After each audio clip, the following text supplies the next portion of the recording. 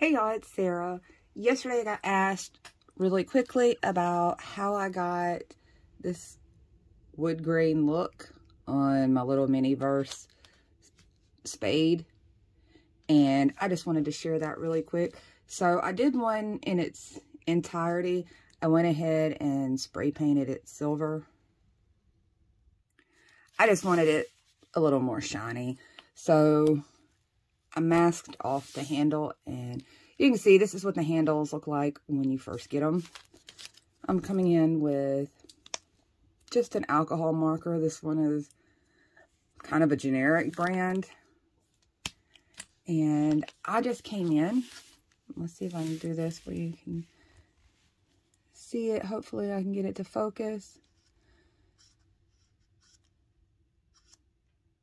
So I'm trying to keep my strokes downwards, like up and down. And I'm moving slightly over each time so that it gets some pretty even streaks so that it comes out similar to wood grain. If you don't have any fancy smancy alcohol markers or cheap alcohol markers, you notice that there's some other things that you can do. So, Dollar Tree typically carries like a 3-pack of furniture type markers. Just, you know, your touch-up type markers. You can always do the ends with one of those. And I'll do this one really quick so you can see. This is their lightest one, just so you know. This is the lightest color. And I'm just trying to keep within that streak range, coming all the way up to the tip.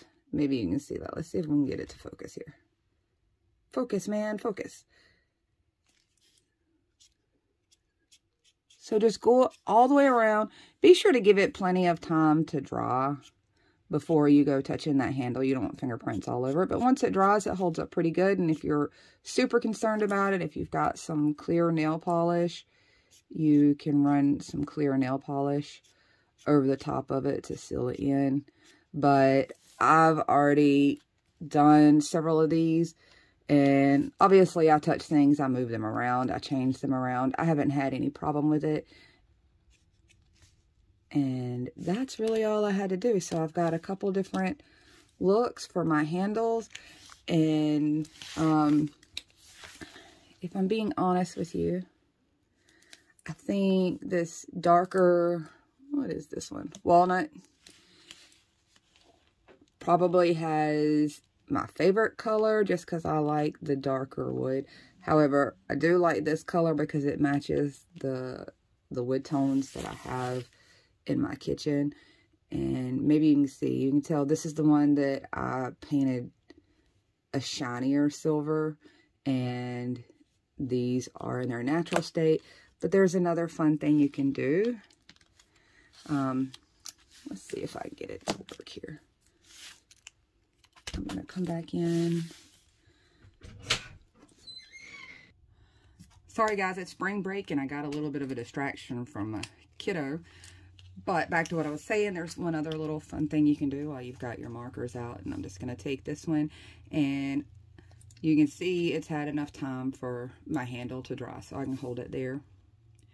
And I'm going to rust this, and I'm just taking one of my markers and just in a few spots along the edge, maybe try to dip down in the middle somewhere, possibly right along where that little connection point is, because that's probably where some rust would be.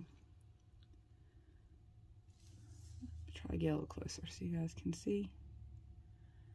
So I'm just dabbing it on there a little stray.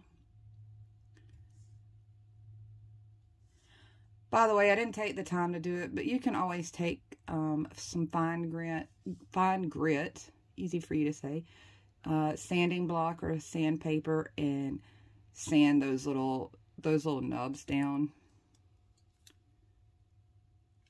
so you get like a little smoother finish. But let's see, just get a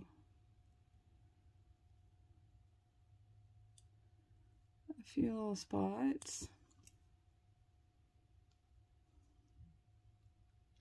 And you can layer over it so you've got some spots that look a little rustier than others. And just give it time to dry. And it should be okay as long as you don't touch it and clean it with alcohol, because that will dilute your alcohol ink. But that should be enough to, at least for most of our purposes, for just looking at them and displaying them, it should hold up. And if you worry about it, just cover it with a clear coat. And you can see that one's just a little rusty one. And that's all I wanted to share with you. I'm going to finish doing the rest of these, and I'll be back with some other ideas similar to this. That's all. Bye, y'all.